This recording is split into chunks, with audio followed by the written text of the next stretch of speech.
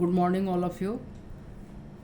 कुछ छात्रों ने मैथ्स और रीजनिंग से संबंधित प्रश्नों का वीडियो बनाने के लिए कहा था, तो इस बात को ध्यान में रखते हुए कुछ प्रश्नों का चयन किया गया है। ये प्रश्न जो है वो रीजनिंग के हैं, तो तर्क शक्ति पर आधारित प्रश्नों में हम लोग सबसे पहले देखेंगे एनालॉजी टेस्ट के प्रश्न, जिसको हिंदी में हम लोग कहते हैं सादृश्य परीक्षण। तो पहले आइए समझ लेते हैं कि एक्चुअली में सादृश्य परीक्षण या एनालॉजी टेस्ट जो है उसे वो किसे कहा जाता है।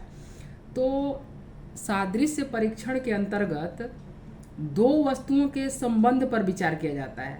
ध्यान रखिएगा, दो वस्तुओं के संबंध पर विचार किया जाता है और ये दो वस्तुएं जो हैं वो आपस में किसी न किसी प्रकार से संबंधित होती हैं, जुड़ी होती हैं, वही दी जाती हैं। इसके अतिरिक्त इसमें विकल्प में कोई अन्य तीसरी वस्तु भी दी जाती है और हम लोग को क्या करना होता है, अभ्यर्थी को यानी जो भी एग्जामिनी होंगे उन विकल्पों में से वैसे उत्तर को ढूंढना होता है जो तीसरी वस्तु और उस उत्तर में वही संबंध हो जो पहली का दूसरी वस्तु के साथ हो। जैसे एक एग्जाम्पल समझ लीजिए कि पिता का जो संबंध माता से है,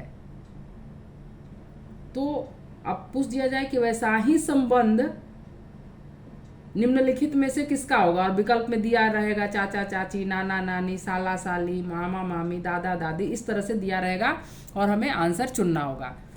तो आइए अब देखते हैं आपके सामने कैसे प्रश्नों का चयन किया गया है।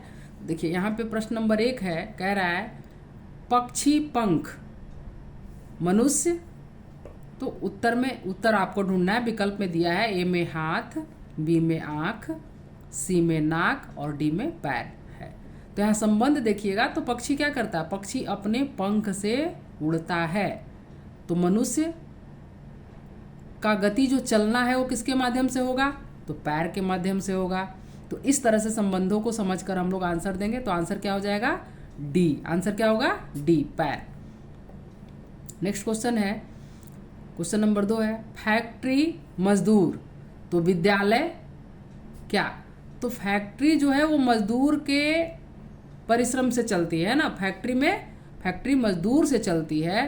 तो विद्यालय में काम कौन करता है, तो विद्यालय जो है वो शिक्षक। आंसर क्या होगा, शिक्षक।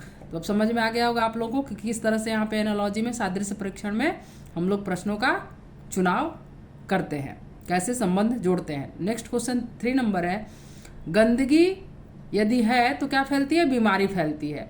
यदि गंदगी से बीमारी फैलती है तो यहाँ पे क्या होगा, यहाँ पे आपसे पूछ रहे थे कि वैमनस्यता किसकी वजह से होता है। मित्रता की वजह से वैमनस्यता फैलेगा, कि कलह की वजह से फैलेगा, कि हर्ष की वजह से, या प्रेम की वजह से। तो निश्चित है कि कलह जो है वो आदमी में वैमनस्यता उत्पन्न करता है। तो आंसर क्या हो जाएगा, बी नंबर। नेक्स्ट क्वेश्चन है परिश्रम पुरस्कार तो अपराध किससे जुड़ा है। तो जब परिश्रम पुरस्कार से जुड़ा है तो अपराध किससे जुड़ा होगा, अपराध जब व्यक्ति करता है तो उसको क्या दिया जाता है, दंड। तो अपराध जो होगा आंसर क्या हो जाएगा, सी नंबर, दंड। 5वां क्वेश्चन है निम्नलिखित में से कौन वैसे ही संबंधित है जिस प्रकार शेरनी, गाय तथा घोड़ी परस्पर संबंधित है। फिर से देखिएगा, निम्नलिखित में से कौन वैसे ही संबंधित है जिस प्रकार शेरनी, गाय तथा घोड़ी परस्पर संबंधित है। देखिए यहाँ पर हम लोग को क्या ध्यान देना है, यहाँ ध्यान देना है शेरनी, गाय तथा घोड़ी। पहले इन तीनों को समझते हैं क्या है भाई। तो यहाँ पर देखिए एक तरह से देखिए तो ये क्या है, जंगली जानवर है और स्त्रीलिंग है। गाय पालतू जानवर है और स्त्रीलिंग है। घोड़ी भी पालतू जानवर है और स्त्रीलिंग है। तो अब इस तरह से ये देखिए कि कॉमन क्या है, तो कॉमन जो है इसमें तीनों में स्त्रीलिंग है। तो अब विकल्प में हम लोग क्या देखेंगे, कुत्ता स्त्रीलिंग है, नहीं है। गधा है, नहीं है। मुर्गी, बाघ, तो बाघ भी नहीं है। कॉमन क्या है, कॉमन इसमें आंसर स्त्रीलिंग कौन है, मुर्गी है। तो आंसर क्या हो जाएगा, मुर्गी। इस तरह से हम लोग प्रश्न को ध्यान से पढ़ेंगे और अपने आंसर में ढूंढकर लिखेंगे संबंध स्थापित करके। नेक्स्ट क्वेश्चन देखिए यहाँ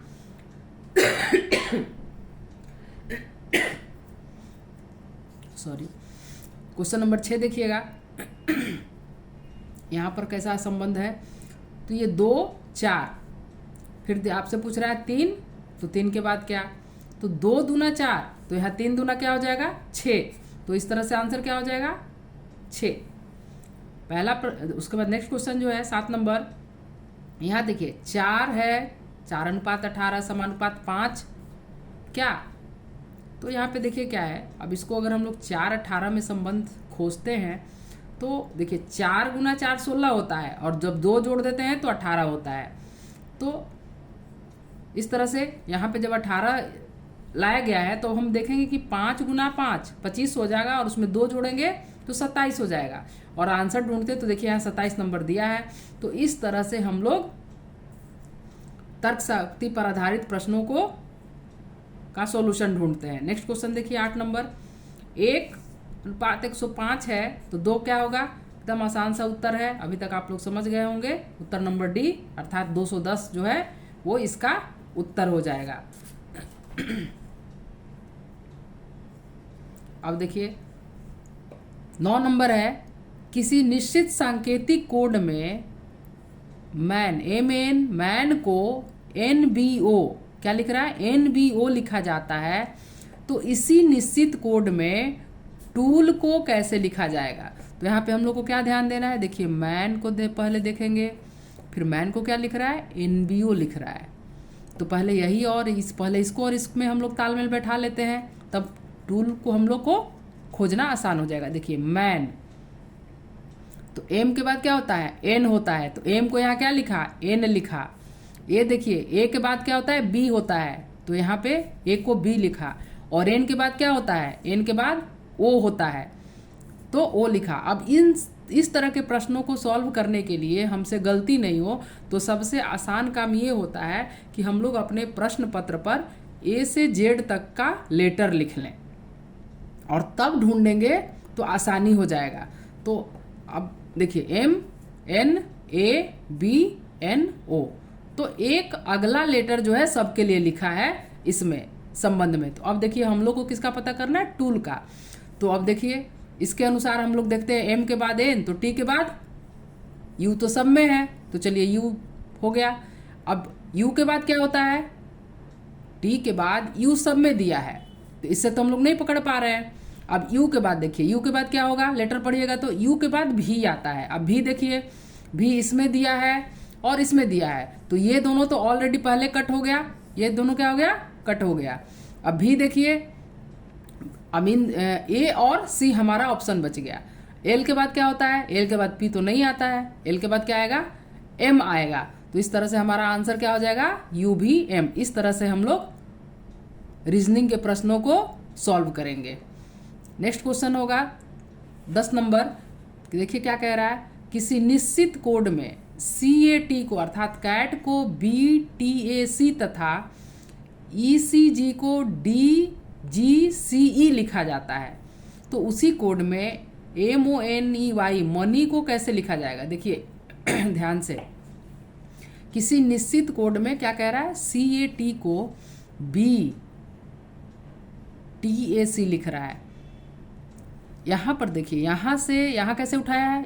अब अगर आपके सामने आप जब इस को वीडियो में देख लेंगे तो आप ABCD लिख लीजिएगा जेड तक, और तब फिर अपने से कीजिएगा तो आपको समझ में आ जाएगा इस तरह के प्रश्नों को सॉल्व करना। यहाँ पर देखिए यहाँ पर C है तो आगे यहाँ B लगा दिया है, ठीक है, मतलब C से जो पहला लेटर है वो B लिखा है और इसको पलट दिया है। देखिए TAC उल्टा कर दिया है, शब्द को क्या कर दिया है उल्टा कर दिया है, तो यह संबंध में आ गया। तथा ECG को DGCE दोनों को देख लीजिए। फिर यहाँ क्या किया, E के पहले D होता है, जैसे यहाँ पर C के पहले B कर दिया, उसी तरह यहाँ पर E के पहले क्या कर दिया है D, और फिर से GCE क्या हुआ GCE, इसको यहाँ पर फिर से पलट दिया है ना। देखिए ECG है ना, तो क्या कर दिया यहाँ पर पहले G लिख दिया, फिर C लिख दिया, फिर E लिख दिया, सब पलट हो गया। तो उसी कोड में मनी को कैसे लिखा जाएगा, तो सबसे पहले हम लोग एम के पहले एक शब्द क्या लिखेंगे, एल। एम के पहले क्या होता है, एल होता है। तो अब देखिए एल यहाँ पर इसमें तो नहीं है, तो ये तो पहला ऑप्शन कट गया। ये बच रहा है एल है, सी भी कट गया क्योंकि पहले एल नहीं है। कौन कौन सा बच गया हम लोग के पास, बी और डी। अब इसके अनुसार चलते हैं तो पहले वाई लिखेगा, है ना। तो वाई देखिए इसमें वाई है, इसमें क्या है, इसमें एम है, तो ये भी कट गया। इस तरह से हमारा आंसर क्या हो जाएगा, हमारा आंसर बी हो जाएगा। तो इस तरह से रीजनिंग के प्रश्नों को हम लोग थोड़ा समय देकर समझते हैं, संबंध स्थापित करते हैं आपस में कि क्या पूछ रहा है, और तब हम लोग आंसर खोजेंगे। तो ये बहुत ही आसानी से हल हो जाते हैं, और काफ़ी आसान प्रश्नों का चुनाव इस वीडियो में किया गया है रीजनिंग के। अगला वीडियो यदि समय बचता है और मिलेगा तो फिर कुछ और अलग टाइप के प्रश्नों का चयन किया जाएगा। अब इसी में रीजनिंग में एक कहलाता है सीरीज श्रृंखला परीक्षण या सीरीज टेस्ट। सीरीज टेस्ट में अगला क्या होगा, तो सीरीज में अगली संख्या कौन होगी, तो आइए देखते हैं। इसमें भी ये भी काफ़ी आसान है। क्वेश्चन नंबर 11 है 5, 18 खाली स्थान 174, फिर 525, फिर 1578। अब देखिए यहाँ पर 5 और 18 में पहले हम लोग संबंध खोजे, तो 5 और 18 का संबंध हम लोग देखते हैं, तो 5 तिया 15, 3 18, ठीक है। अब यहाँ पर अगर हम लोग देखते हैं तो आप इसको 174 तिया करेंगे तो कितना आएगा,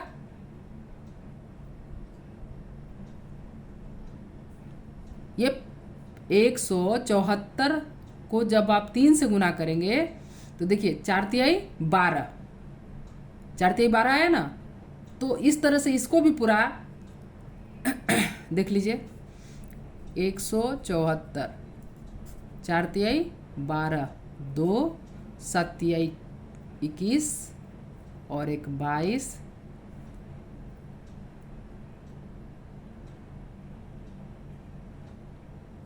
आ रहा है 222, और इसमें क्या जोड़ रहे हैं, 3 जोड़ रहे हैं, तो क्या आ जा रहा है, ये 522 आया, और 522 में जब हम 3 जोड़ेंगे तो क्या आ जाएगा, 525 आ जाएगा। 3 एकम 3 और 2 5 हुआ ना। देखिए 4 तिहाई 12 के 2 हाथ में 1, 7 तिहाई 21, एक 22 के 2 हाथ में, और 3 एकम 3 2 5, तो 522 और 3 जोड़ रहे हैं तो क्या आ गया, 525 आ गया। तो इस तरह से जब हम संबंध स्थापित कर रहे हैं तो यहाँ पे देख रहे हैं कि यहाँ पर फिर क्या हो जाएगा, 18 गुना 3 आप कीजिएगा तो क्या हो जाएगा, 54 आएगा ना, और 3 जोड़ दीजिएगा 57। तो इस तरह से आंसर क्या हो जाएगा, 57 डी हो जाएगा। तो इस तरह से जब हम लोग इसमें संबंध स्थापित करके अपना श्रृंखला ढूंढेंगे तो हमारा आंसर जो है वो मिलते जाएगा। यहाँ पर क्वेश्चन नंबर 12 देखिए 20, 35, 55, 80, 110, और आपसे पूछ रहा है यहाँ पे खाली स्थान। तो देखिए आंसर में 145, 135, 155, 160, पहले तो हमको इसका संबंध ढूंढना होगा। तो देखिए यहाँ पे तोड़ के आपके लिए आंसर हल हम बनाए हुए हैं। 20 के बाद 35 है, तो 20 में हम लोग 15 जोड़ते हैं तो 35 आता है ना। और फिर अगला अंक 55 है, तो 35 में जब 20 जोड़ेंगे तो 55 आएगा। अब फिर 55 में 25 जोड़ेंगे तो 20 आएगा, सॉरी 80 आएगा। 55 में 25 जोड़ते हैं तो क्या आता है, 80 आता है। और 80 में फिर 30 जोड़ते हैं तो 110 होता है। तो यहाँ पर हम देख रहे हैं कि हमारा जो ऐड संख्या है वो 15 जुड़ा, फिर 15 से 5 बढ़ के 20 हो गया, 20 से फिर 25 हो गया, 25 से फिर 30 हो गया। तो इस तरह से हमारा अगला जो ऐड होगा वो कितने का हो जाएगा, वो 35 का हो जाएगा। जैसे ही हम 110 में 35 जोड़ते हैं तो हमारा अंक क्या मिलता है हमको, 145। और देखिए यहाँ विकल्प में 145 है। इस तरह से हम लोग ढूंढेंगे और आंसर हमारा हो जाएगा 145। अगला देखिए 13 नंबर 8, 10, 14, 20, 28। तो अगला क्या जोड़िए, देखिए यहाँ भी संबंध देखिए 8 में 2 जोड़े हम 10 आया, ठीक है। 10 में 4 जोड़े 14 आया, 14 में 6 जोड़े 20 आया, 20 में 8 जोड़े 28 आया, 28 में 10 जोड़ेंगे तब 38 आएगा। तो इस तरह से 2-2 अंक 2-2 अंक 2-2 अंक करके बढ़ते जा रहा है ना। 8 में 2 ही जोड़े 10 आया, फिर 10 में देखिए यहाँ पे 2 अंक और बढ़ गया, 4 जोड़ रहे हैं तो 14 आ रहा है, फिर 4 के बाद 2 अंक और बढ़ के 6 जोड़ रहे हैं तो 20 आया, और 20 में फिर 2 अंक और बढ़ गया, 8 जोड़े तो 28 आया। तो जब 8 अंक बढ़ गया तो 8 में और हम 2 जोड़ देंगे तो क्या हो जाएगा 28 10 38। इस तरह से हमारा आंसर क्या हो जाएगा 38। तो इस प्रकार हम लोग तर्क पर आधारित प्रश्नों में का सॉल्यूशन निकालेंगे। और इस वीडियो में रीजनिंग के 13 प्रश्नों को शामिल किया गया है। नेक्स्ट वीडियो में और भी प्रश्नों को शामिल किया जाएगा। तब तक के लिए धन्यवाद, नमस्कार, और आप सभी अपना रिवीजन जारी रखें।